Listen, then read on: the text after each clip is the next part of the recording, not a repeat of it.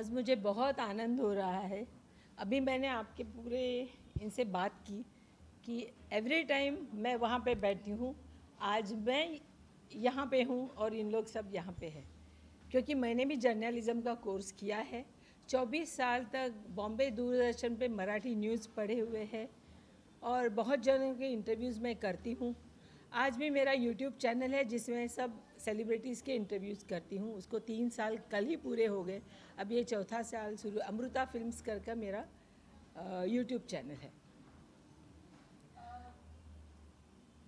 आज फिल्म जब national award announce हुआ, जो आपकी इतनी मेहनत रही उसको ऑथेंटिक बनाने में, उसको लेकर हमें थोड़ा आपका जर्नी का पार्ट बनाएं। मैंने आज तक 9 फिल्में बनाई।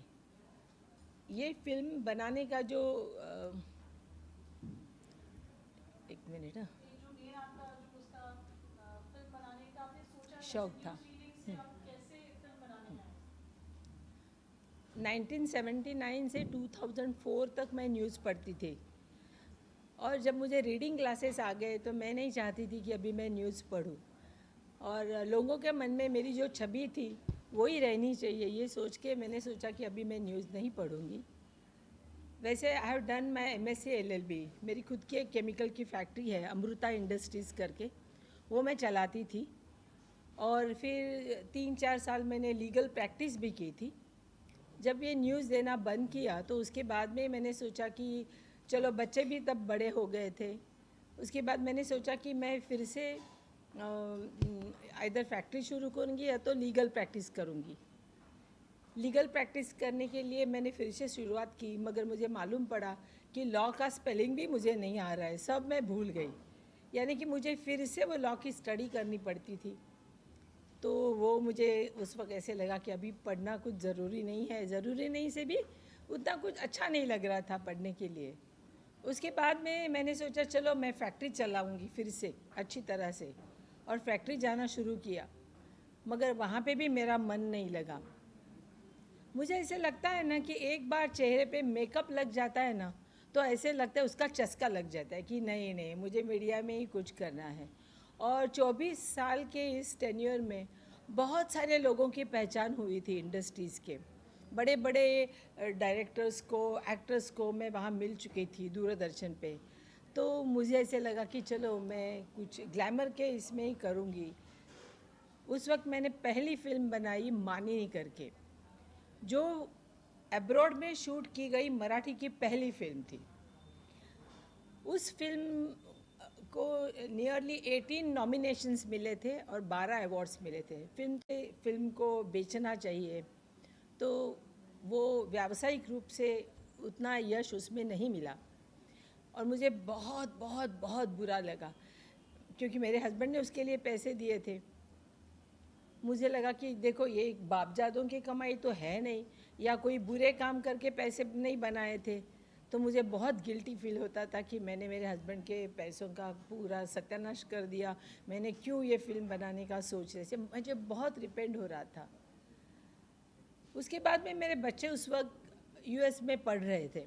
वो जैसे आए तो वो बोलने लगे कि मम्मा क्या कर रहे तू, सब इधर उधर जाके टाइम पास करते, हम लोग को हमारे मम्मा को ऐसे देखने की आदत नहीं है, कुछ तो करो। फिर उन्होंने पापा को बोला, पापा देखो आप मम्मी को फिर से पाई उसको फिल्म बनाने दो। वो फिल्म तो कितनी अच्छी बनी थी।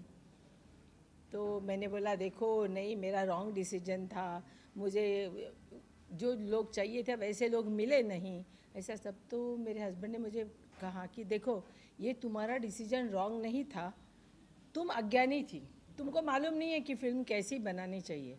तुम किसी ने भी बोला और तुमने फ़िल्म बनाई, तुम्हें ये ज्ञान नहीं था, तो उसके लिए पहले ज्ञान प्राप्त करो। तो मैंने फिल्म मेकिंग के जो छोटे छोटे कोर्सेज रहते हैं, वो सारे कोर्सेज के, एडिटिंग, डबिंग, स्क्रिप्ट राइटिंग, सारे कोर्सेज के, कोई कोर्स 6 महीने का था, कोई 3 महीने का था, कोई साल भर का था।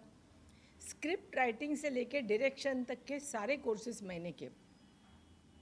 इनफैक्ट मैं तो, बहुत लोग मुझे पूछते हैं कि अरे हमको भी फिल्म बनानी है, मैं माझ्याकडे पैसे आहेत, मला पण फिल्म बनवायची है। तो मैं उनको बोलती हूँ आप ज़रूर बनाइए फिल्म, लेकिन वो बनाने से पहले फिल्म क्या चीज़ है और कैसे बनानी उसका नॉलेज आप प्राप्त करो, उसके बाद में फिल्म बनाओ। नहीं तो आपके पैसे गए ये समझो, आपको 10 लोग हैं जो टोपी लगा के चले जाएंगे। तो इस तरह से मैंने क्या सीखा वो देखने के लिए दूसरी फिल्म बनाई। दूसरी फिल्म, आप मेरे को बोलो हो कम कब बोलना है तो मैं कम कर दूँ। हाँ, तो मैंने दूसरी फिल्म बनाई वादड़ वारस उठलं ग करके, जो फिल्म मैंने 35 लैक्स में बनाई। वो उसके डायरेक्टर थे चंद्रवदन करके, वो गुजराती डायरेक्टर थे। वो मेरे फादर के एज के थे। तो उन्होंने इतना भी हाथ में नहीं रखा, हर चीज़ मेरे को बता। मैंने उनको एक ही शर्त दी थी, कुछ भी हो किसी को ये मालूम नहीं होना चाहिए कि मैं इस फिल्म की प्रोड्यूसर हूँ। मैं वहाँ पे काम करूँगी, बस ये आप ध्यान में रखो। नहीं तो सब लोग क्या होता है, प्रोड्यूसर है तो जी साहब, मैडम मैडम मैडम आप बैठो। मेरे को एकदम, मैं स्टूडियो में झाड़ू भी लगा देती थी, फ्लैप भी देती थी। मगर लोगों को बाद में जो समझ में आता है वो समझ में आता ही, थोड़े दिन में सबको मालूम पड़ा ही गया। तो उन्होंने अच्छी तरह से हर चीज़ मेरे को बहुत अच्छी तरह से समझाई। वो फिल्म बनने के बाद उसको 30 लाख की सब्सिडी मिली, मेरे राइट्स भी बेचे गए और 35 के अगेंस्ट मुझे 45 मिल गए। मीन्स लॉस तो नहीं हुआ, जितने डाले थे उसे 5-10 लाख मुझे ज़्यादा ही मिले। फिर मेरे हस्बैंड ने क्या बोला था, मैं एक्स अमाउंट तुम्हें दूंगा, बाद में तुमको जो करना है वो करो, उसमें लॉस हुआ तो तुम्हारा, अगर ज़्यादा पैसे मिले तुम्हारे, मगर सेकंड टाइम मैं ही नहीं दूंगा।